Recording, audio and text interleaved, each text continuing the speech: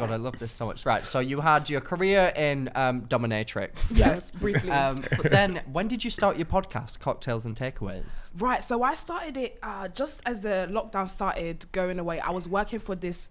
Do you know what? Sorry, Stephanie from Northampton Borough Council, you're a bitch. Sorry. Every time I think about that job, Northampton Borough Council, I was working in a department. This manager called Stephanie. Oh my days, it was hell. It was so micromanaged, and I would like to say I'm a creative at heart. So I'm sure a lot of like creatives can relate when you're confined to, you know, numbers and metrics, and you don't have any creative flair. It was really stunting me. It got really, really depressing. So I was like, do you know what? I want a passion project. So one day I was lying down and God spoke to me and was like, you should make a podcast. And I was like, girl, really? Said girl to God. Girl, that's my bestie. I was like, and he was like, yeah, start the podcast. So I was like, podcast. And then I wasn't really in that space, did my research. And then within like the next week, I had started the show. And honestly, it was just, I just wanted to create something. So did you literally start it like in your bedroom, or did you get a studio? I got a studio. So I worked in Northampton Borough Council, and then I got fired. Fuck you, Stephanie. She's taking some strays today. I got fired. So I think I was like maybe 4 months out of a job, and between that time, boy. Who is this? This is just driven past. Christmas barge has just gone by. It's Stephanie, the unemployed. She's unemployed now. She's just roaming. What'd you say about me? Right, carry on. Sorry. Yeah, I was it 3 or 4 months? I can't remember how long I was unemployed, but it felt like a long time. And I was on universal credit. I tell you this story a lot. And I knew I wanted to do something fancy. See, I'm one of those people that I can have 50p in my pocket, but you gonna think I'm that girl. Like, you're not gonna see my suffering. So I was like, if I'm gonna do this, I want to do it to the highest level. So I did a very silly thing. Universal credit at the time was maybe like 250 a month. Jeez. And my studio time was like 120 a month. And I used my universal credit for my first studio session. And then just a Best Buy rice and sweet and sour 50p for sweet and sour sauce for the rest of the time. But I really just, it's not that I believed it was gonna blow instantly, but I guess I just wanted to be happy. You know, it was a hard time. So from there, it just kind of took off from the jump. And obviously I had my pay pig sometimes. Not him. No, I mean, just referring to the previous conversation. Thank you very much, Max. You're welcome, by the way. Sometimes I'd have my pay pig, you know, just dash me. So that's why I was doing the voice days. I had that, you fucking bitch. I needed studio money. I had to say what I had to say. Your mama's a whore. I needed studio money. Like, so, and it just kind of built from there. And I'm so honored I can do it full time and get to meet cool people and be in places like this. So wow. So did it take off quite quickly then? Did you think like, right, I'm going to give myself a month, see what happens? Where were you at in terms of like listenership and stuff like that? How did you get to where your podcast is now? Yeah. So funny enough, first week, I remember this. I did the first week. I did 1,000 views.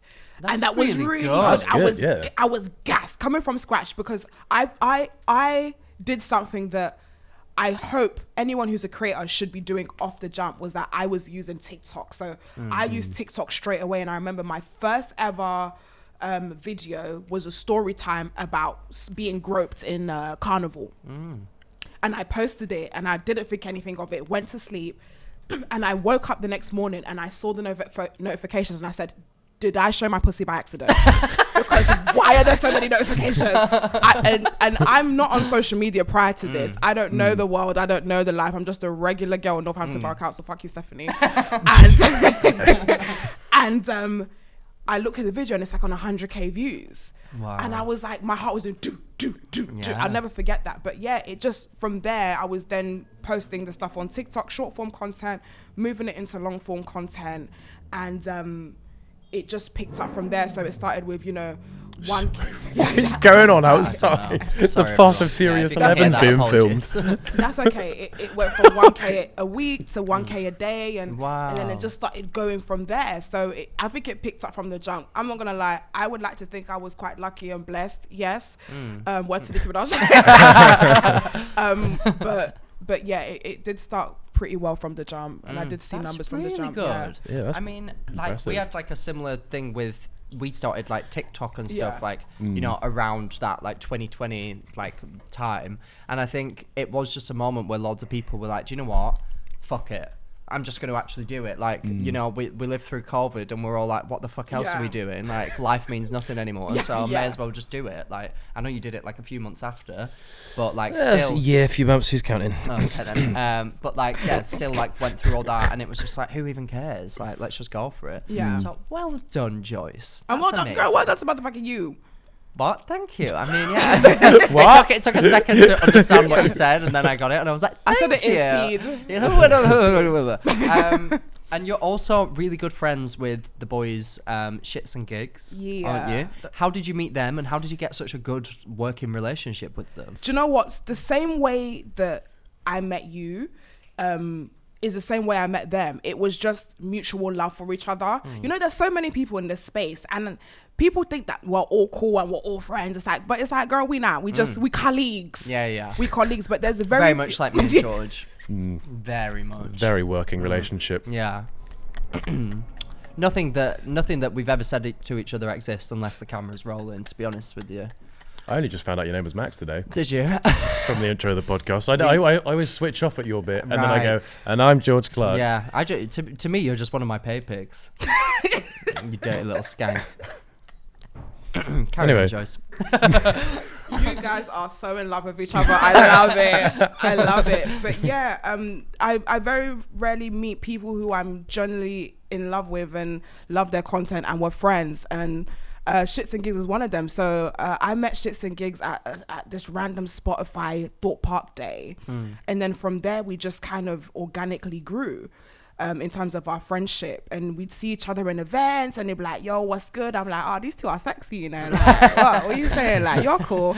And then it just grew, and then it started, you know, phone calls, and, you know, me and James would chat, and I kind of started seeing them more as like, oh my God, these are my mentors. These guys are doing things. Because prior to this, I didn't even know who they were. And they are huge. And they're huge. Now. Yeah, they are huge, and I'm so proud of them. But yeah, we grew our friendship, and then one day I came onto their show, and I was telling them that I was gonna sign to a